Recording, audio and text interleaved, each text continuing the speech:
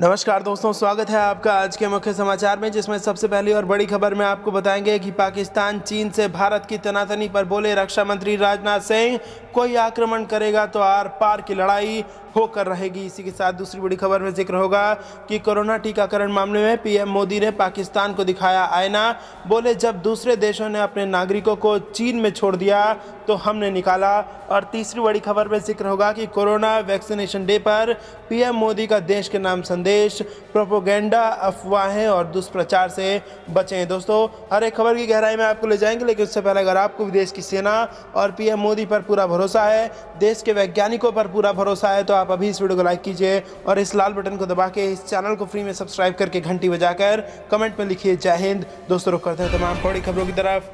पाक चीन से भारत की तनातनी पर बोले रक्षा मंत्री राजनाथ, कोई आक्रमण करेगा तो आर पार की लड़ाई होकर रहेगी। जी हां दोस्तों, पाकिस्तान और चीन से तनातनी के बीच रक्षा मंत्री राजनाथ सिंह ने एक बार फिर कड़ा संदेश दिया है। उन्होंने कहा कि अगर कोई हमारे ऊपर आक्रमण करेगा तो आर पार की लड़ाई होकर रहेगी। आज तक टीवी चैनल के कार्यक्रम में प्रभु चावला को दिए इंटरव्यू में उन्होंने इस बारे में खुलकर अपनी बातें रखी। चावला ने उन्हें पूर्व प्रधानमंत्री अटल बिहारी वाजपेयी की बात याद दिलाते हुए सवाल पूछा था। राजनाथ सिंह ने कहा, अच्छा हो कि बातचीत के द्वारा भारत और चीन के बीच की समस्या का समाधान हो जाए। बातचीत के लिए आगे आने के सवाल पर रक्षा मंत्री ने कहा, आगे आने का सवाल नहीं है, बातचीत तो दोनों पक्षों की सहमति के आधार पर होता है। अब चीन को कहना है कि कब बातचीत होगी, हम तैयार हैं, बातचीत करें, इसके लिए कोई शर्त नहीं है। रक्षा मंत्री राजनाथ सिंह ने 2 दिन पहले ही कहा था कि अगर कोई भी महाशक्ति देश सामान को ठेस पहुंचाती है तो देश के सैनिक उसे मुंहतोड़ जवाब देंगे। उन्होंने कहा था, हम युद्ध नहीं चाहते, लेकिन इतना चाहते हैं कि सबकी सुरक्षा हो। अगर कोई भी महाशक्ति हमारे सम्मान को ठेस पहुंचाने की कोशिश करती है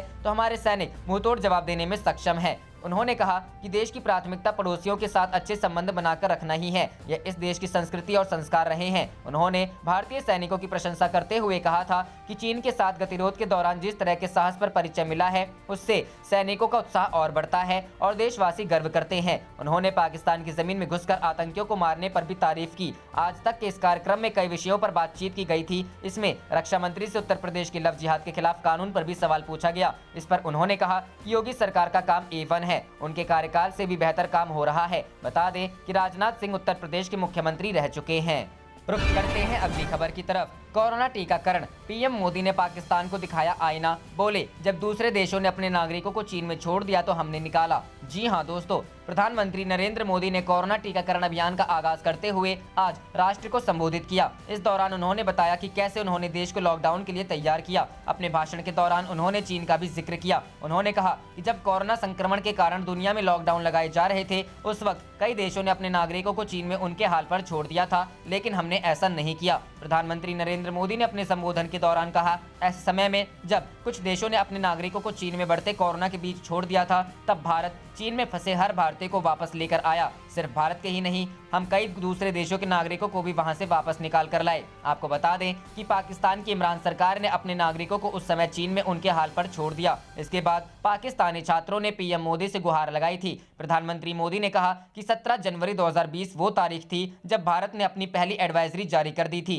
भारत दुनिया के उन पहले देशों में से था जिसने अपने एयरपोर्ट्स पर यात्रियों की स्क्रीनिंग शुरू कर दी थी। भारत ने 24 घंटे सतर्क रहते हुए हर घटनाक्रम पर नजर रखते हुए सही समय पर सही फैसले लिए। 30 जनवरी को भारत में कोरोना का पहला मामला मिला, लेकिन इसके 2 सप्ताह से भी पहले भारत के हाई लेवल कमेटी बना चुका था। जनता कर्फ्यू का जिक्र करते हुए पीएम मोदी ने कहा कि इस दिन कोरोना के विरुद्ध हमारे समाज के संयम और अनुशासन का भी परीक्षण था, जिसमें हर देशवासी सफल हुए। जनता कर्फ्यू ने देश को मनोवैज्ञानिक रूप से लॉकडाउन के लिए तैयार किया। रुख करते हैं अगली खबर की तरफ। कोरोना वैक्सीनेशन डे पर पीएम मोदी का देश के नाम संदेश, प्रोपेगेंडा, अफवाहें और दुष्प्रचार से बचे। जी हां दोस्तों, भारत में कोरोना के अंत का आरंभ आज से हो गया। आज प्रधानमंत्री नरेंद्र मोदी ने वीडियो कॉन्फ्रेंसिंग के जरिए देश भर में 3000 केंद्रों पर टीकाकरण कार्यक्रम की शुरुआत की। भारत में पहले दिन 3 लाख से ज्यादा स्वास्थ्य कर्मियों को कोरोना वायरस के टीके की खुराक मिलेगी। पीएम मोदी ने कहा कि आज के दिन का पूरे देश को बेसब्री से इंतजार रहा है। कितने महीनों से देश के हर घर में बच्चे, बूढ़े, जवान, सबकी जुबान पर यही सवाल था कि कोरोना की वैक्सीन कब आएगी। आज वो वैज्ञानिक, वैक्सीन रिसर्च से जुड़े अनेक लोगों विशेष प्रशंसा के हकदार हैं, जो बीते कई महीनों से कोरोना के खिलाफ वैक्सीन बनाने में जुटे थे। आमतौर पर एक वैक्सीन बनाने में बरसों लग जाते हैं, लेकिन इतने कम समय में एक नहीं 2 मेड इन इंडिया वैक्सीन तैयार हुई। रुख करते हैं अगली खबर की तरफ। दिल्ली एनसीआर में कड़ाके की ठंड के साथ घना कोहरा, दृश्यता हुई कम, कई उड़ानें रद्द। जी हां दोस्तों, दिल्ली एनसीआर में शनिवार को घने कोहरे के कारण दृश्यता कम होकर 0 मीटर रह गई, जिससे यातायात प्रभावित हुआ। मौसम विभाग के अधिकारी ने बताया कि इस मौसम में यह तीसरा मौका है जब दृश्यता कम होकर 0 मीटर रह गई है। इससे पहले पिछले साल 8 दिसंबर को और इस वर्ष 1 जनवरी को दृश्यता कम होकर 0 मीटर हो गई थी। अधिकारी ने बताया कि बहुत घना कोहरा होने के कारण पालम एवं सफदरजंग में दृश्यता कम होकर 0 मीटर पर आ गई है। रविवार को भी राजधानी में घने कोहरे की भविष्यवाणी की गई है। मौसम विभाग के अनुसार दृश्यता जब 0 से 50 मीटर के बीच होती है तो वह बहुत घने कोहरे की श्रेणी में आता है। इसी प्रकार दृश्यता 51 से 200 मीटर के बीच रहने पर घना कोहरा, 201 से 500 मीटर के बीच मध्यम और 501 से 1000 मीटर के बीच दृश्यता रहने पर कम कोहरा होता है। दिल्ली में न्यूनतम तापमान आज 6.6 डिग्री सेल्सियस दर्ज किया गया, जो सामान्य से 1 डिग्री कम है। लोधी रोड मौसम केंद्र में न्यूनतम तापमान 5.8 डिग्री सेल्सियस दर्ज किया गया है। राजधानी के वायु गुणवत्ता सूचकांक में कोई बदलाव नहीं हुआ है और यह लगातार गंभीर श्रेणी में बनी हुई है। राजधानी में वायु गुणवत्ता सूचकांक सुबह 9 बजे 436 दर्ज किया गया। आंकड़ों के अनुसार 24 घंटे का औसत सूचकांक शुक्रवार को 460, बृहस्पतिवार को 429, बुधवार को 354, मंगलवार को 293 एवं सोमवार को 243 दर्ज किया गया था। मौसम विभाग के क्षेत्रीय पूर्वानुमान केंद्र के प्रमुख कुलदीप श्रीवास्तव ने बताया कि हवा की गति कम हुई है और इसमें नमी ने प्रदूषकों को भारी बना दिया है। रुख करते हैं अगली खबर की तरफ। अमित शाह ने दिल्ली में 3 घंटे किया मंथन, ममता बनर्जी को हराने पर हुआ चिंतन। जी हां दोस्तों, पश्चिम बंगाल के विधानसभा चुनाव में अपना भगवा झंडा लहराने के लिए बीजेपी मास्टर प्लान बना रही है। इसी कड़ी में शुक्रवार को राष्ट्रीय राजधानी नई दिल्ली में पार्टी के शीर्ष नेताओं के बीच बैठक हुई। 3 घंटे चले इस मंथन में बंगाल चुनाव में भाजपा की सियासी रणनीति को लेकर चिंतन मनन हुआ। बैठक में केंद्रीय गृह मंत्री Amit Shah, BJP chief JP Nadda, party महासचिव कैलाश विजयवर्गीय आदि मौजूद रहे। मीटिंग में तय हुआ कि शाह और नड्डा हर महीने में कम से कम 2 बार रैलियां करने बंगाल जाएंगे, ताकि ममता बनर्जी और उनकी टीएमसी को मात दी जा सके। सूत्रों ने हमारे सहयोगी अखबार द इंडियन एक्सप्रेस को बताया कि प्रधानमंत्री नरेंद्र मोदी, जो खुद स्टार कैंपेनर हैं, वह भी चुनाव कार्यक्रम की घोषणा होने के बाद सूबे में रैलियां करने जा सकते हैं। इसी बीच केंद्रीय मंत्री गजेंद्र सिंह शेखावत ने बनर्जी पर लोगों के साथ विकास के नाम पर धोखा करने का आरोप लगाया। उन्होंने कहा कि उनके जिद्दीपन के कारण कई लोग बेघर रहने को मजबूर हैं। शेखावत ने उत्तर 24 परगना जिले में भाजपा के लिए घर घर जाकर चुनाव प्रचार करने के दौरान यह बात कही। उनके मुताबिक ममता बनर्जी सरकार ने पिछले 10 वर्षों में विकास के नाम पर लोगों को ठगा है। रुख करते हैं अगली खबर की तरफ। चीन से बॉर्डर पर टक्कर के लिए भारत का सुरक्षा कवच तैयार, मिसाइल का हमला भी होगा बेअसर। जी हां दोस्तों, भारत और चीन के बीच पिछले 7 महीने से पूर्वी लद्दाख में तनाव जारी है। लाइन ऑफ एक्चुअल कंट्रोल पर जारी तनाव में भारतीय वायुसेना और सेना बराबर हाई अलर्ट पर है। इस बीच IAF को एक ऐसे हथियार से लैस किया गया जाने वाला है जो दुश्मन के हर वार को बेअसर करेगा। पिछले दिनों आई एक रिपोर्ट में कहा गया है कि वायुसेना के लिए ऐसे फाइटर शैटर्स को तैयार किया जा रहा है जो हजारों पाउंड के बम का हमला भी झेल जाएंगे। क्या है ये और कैसे वायुसेना दुश्मन के हमले को बेअसर करेगी, पढ़ें इस रिपोर्ट में। 108 एडवांस शेल्टर्स की मंजूरी। भारतीय वायुसेना के इन शेल्टर्स को नेक्स्ट जनरेशन हार्डेड एयरक्राफ्ट शेल्टर्स कहा जा रहा है। इन शेल्टर्स को असम के छाबुआ एयरफोर्स स्टेशन पर तैयार किया जा रहा है, जो कि चीन बॉर्डर के करीब है। बताया जा रहा है कि ये स्पेशलाइज्ड ढांचा 2000 पाउंड वाले वजन का हमला भी झेल सकता है। इन शेल्टर्स को रीइंफोर्स्ड कंक्रीट, रेत और स्टील से तैयार किया गया है। इन शेल्टर्स के बाद डायरेक्ट हिट में 2000 पाउंड वाले बम का हमला भी बेअसर रहेगा। साल 2019 में भारत सरकार की तरफ से ऐसे 108 एडवांस्ड शेल्टर्स के लिए मंजूरी दी गई थी। इसके बाद नॉर्दर्न बॉर्डर्स पर स्थित फॉरवर्ड इलाके में किसी फाइटर जेट को सुरक्षित रखा जा सकेगा। चीन ने अरुणाचल प्रदेश के ठीक सामने स्थित तिब्बत में बड़े स्तर पर डेप्लॉयमेंट किया है। इसके अलावा उसकी तरफ से लगातार यहाँ पर इंफ्रास्ट्रक्चर प्रोजेक्ट्स को अंजाम दिया जा रहा है। चीन के इस कदम के बाद ही यह फैसला लिया गया है। भारत और चीन मई 2020 से ही पूर्वी लद्दाख में आमने सामने हैं। जो फाइटर शेल्टर्स तैयार किए गए हैं उनमें से ज्यादातर रूस के बने सुखोई 30 फाइटर जेट्स के लिए डिजाइन किए गए हैं। इस क्षेत्र में पहले से ही MiG-21 तैनात हैं। जल्द ही राफेल जेट भी यहां पर पहुंचने वाले हैं। IAF के पास अब ऐसी टेक्नोलॉजी भी है जिसकी मदद से कुछ ही घंटों के अंदर उस रनवे को पूरी तरह से ठीक कर लिया जाएगा जो पूरी तरह से क्षतिग्रस्त हो चुका है।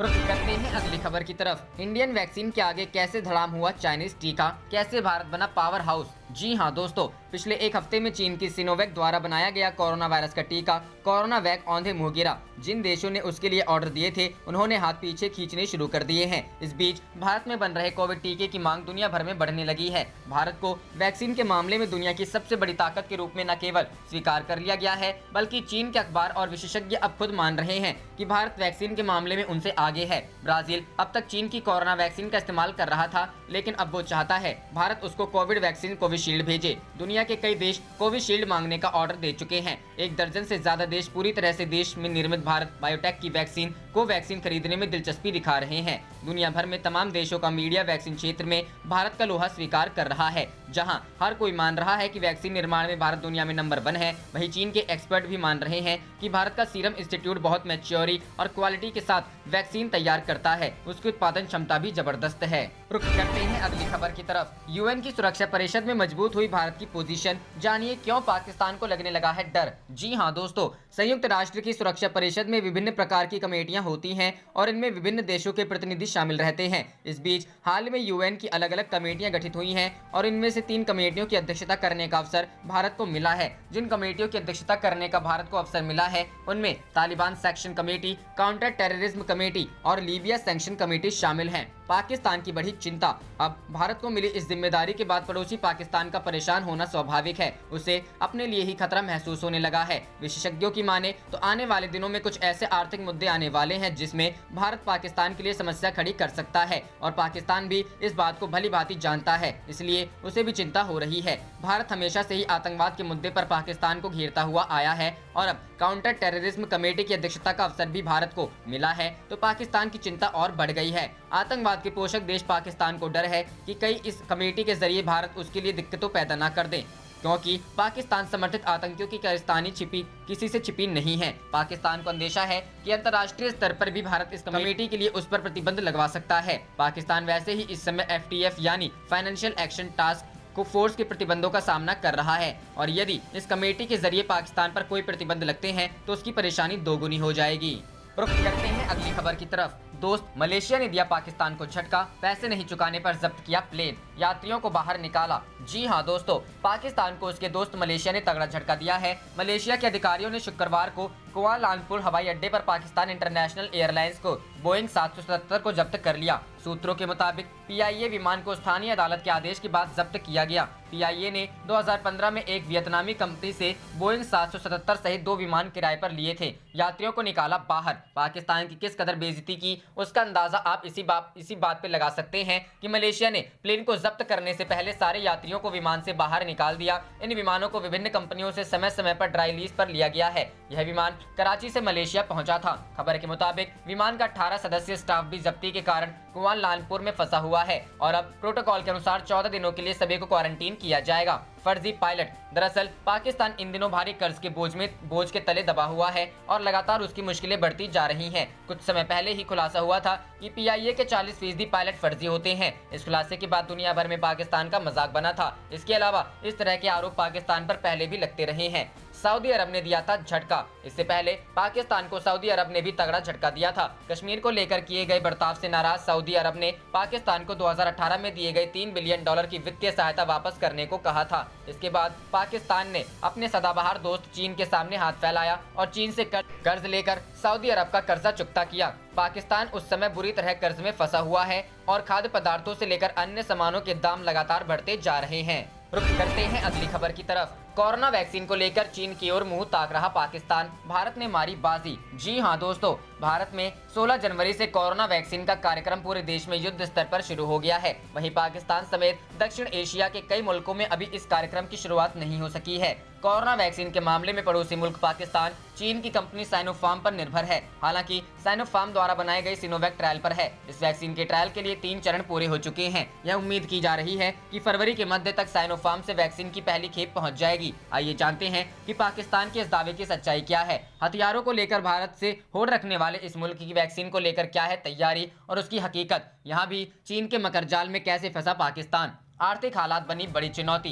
पाकिस्तान के कार्यवाहक स्वास्थ्य मंत्री फैसल सुल्तान का कहना है कि इस फरवरी के मध्य तक चीन से वैक्सीन आएगी। उन्होंने कहा कि पहले चरण में स्वास्थ्य कर्मियों, फ्रंट लाइन वर्कर्स के साथ वरिष्ठ नागरिकों को इसकी डोज दी जाएगी। लेकिन एक बड़ा सवाल ये है कि पाकिस्तान के आर्थिक हालात को देखते हुए क्या सबको वैक्सीन की डोज मिल पाएगी। इसकी एक अन्य बड़ी वजह यह भी है कि वैक्सीन के मामले में पाकिस्तान चीन पर निर्भर है।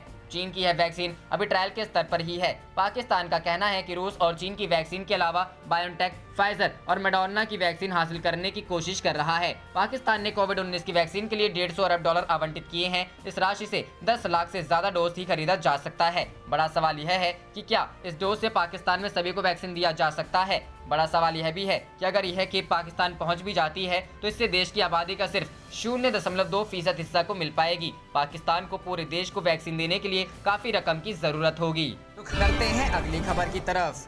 चीन की एक और साजिश नाकाम, 2 चीनी नागरिक सहित 12 गिरफ्तार। जी हां दोस्तों, LAC पर चीन और भारत के बीच लगातार गतिरोध जारी है, जिसे लेकर भारतीय सेना काफी अलर्ट है। देश की खुफिया एजेंसी भी चीन की हर हरकत पर पहली नजर बनाए रखे हुए हैं। बावजूद इसके चीन भारत के खिलाफ लगातार साजिश रचने की कोशिश कर रहा है, लेकिन खुफिया एजेंसियां उसकी हर चालाकी का पर्दाफाश कर रही हैं। दिल्ली पुलिस ने शुक्रवार को चीन की एक और खौफनाक साजिश को बेनकाब किया है। दिल्ली पुलिस के साइबर सेल ने चीनी ऐप के जरिए हजारों लोगों को लूटने वाले गोरखधंधे का भंडाफोड़ कर 12 लोगों को गिरफ्तार किया है, जिसमें 2 चीनी नागरिक भी शामिल हैं। पुलिस ने इनके अकाउंट को तुरंत ही ब्लॉक करवाकर 6 करोड़ रुपए की रकम को सीज किया है। पुलिस को 40,000 ऐसे लोगों का डाटा मिला है जिसे ये गैंग चाइनीज लिंक और सर्वर के जरिए फर्जी ऐप के सहारे से मुनाफा कमाने के नाम पर ठगी कर रहे थे। दरअसल दिल्ली पुलिस को एक शिकायत मिली कि आज कल लोगों को बड़े पैमाने पर कुछ मैसेजेस मिल रहे हैं जिसमें उनको मोटे मुनाफे और घर बैठे कमाई का लालच दिया जाता है, लेकिन कमाई होना तो दूर बल्कि इसके नाम पर केवल ठगी का धंधा चल रहा है। उसमें सबसे ज्यादा चिंता वाली बात ये थी